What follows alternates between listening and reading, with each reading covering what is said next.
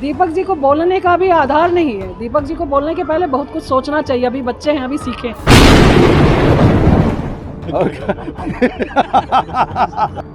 दो बार के विधायक हैं, लोकसभा जीते हुए, अब उसको बच्चा कह रहे हैं, तो फिर वो तो शादीशुदा हैं, उसके बाल बच्चे हैं। सरोज पांडे जी से शादी भी नहीं हुई है, तो फिर तो। राज्यसभा सांसद सरोज पांडे ने प्रदेश कांग्रेस अध्यक्ष दीपक बैज को बच्चा कह डाला। भारतीय जनता पार्टी ने डिक्लेयर किया, बोले आपस में माथापच्ची और विवाद बहुत है। हमारी माथापच्ची को दीपक बैज क्या देखते हैं?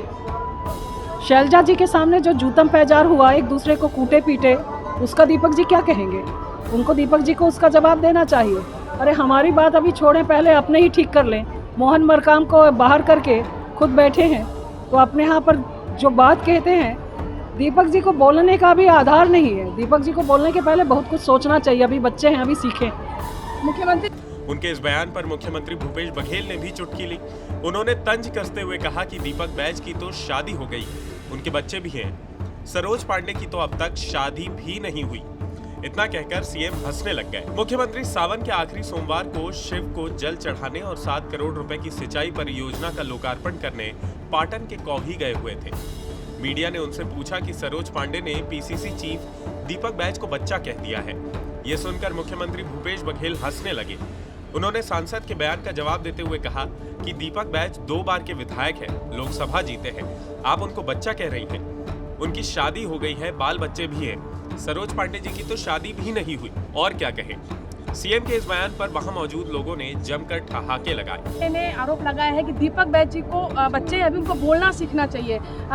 जो उस 21 लोगों का जो माथापच्ची चल रही, उस पर बैज जी ने जो बयान दिया था, उस पर देखिए, 2 बार के विधायक हैं, लोकसभा जीते हुए, अब उसको बच्चा कह रहे हैं, तो फिर वो तो शादीशुदा हैं, उसके बाल बच्चे हैं। सरोज पांडे जी से शादी भी नहीं हुई है, तो फिर तो। और लेकिन इसके बाद सरोज पांडे ने सीएम भूपेश बघेल को एक पत्र लिखते हुए ये कह डाला कि उनके इस बयान से और उपहास उड़ाने के तरीके से वो बहुत आहत है।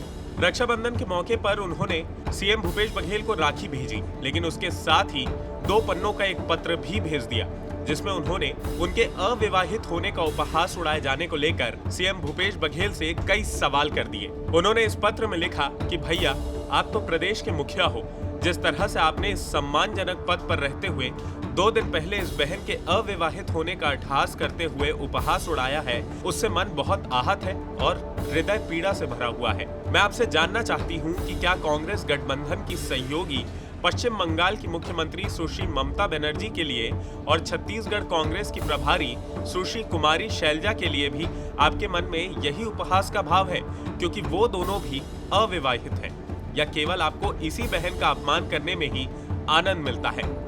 इसके बाद एक बार फिर से सीएम भूपेश बघेल का सरोज पांडे की इस पत्र पर जवाब आया है। उन्होंने कहा कि सरोज पांडे ने हमारे आदिवासी अध्यक्ष का मजाक उड़ाया है। उन्होंने आगे कहा कि मैंने कहा था कि सरोज पांडे की शादी नहीं हुई है, इसमें अपमान जैसी बात कहाँ है।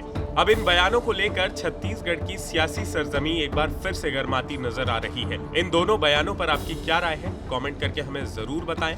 इसके अलावा इस वीडियो को ज्यादा से ज्यादा लाइक और शेयर करें और IBC 24 के हमारे YouTube चैनल खबर विभाग को जरूर सब्सक्राइब करें। नमस्कार।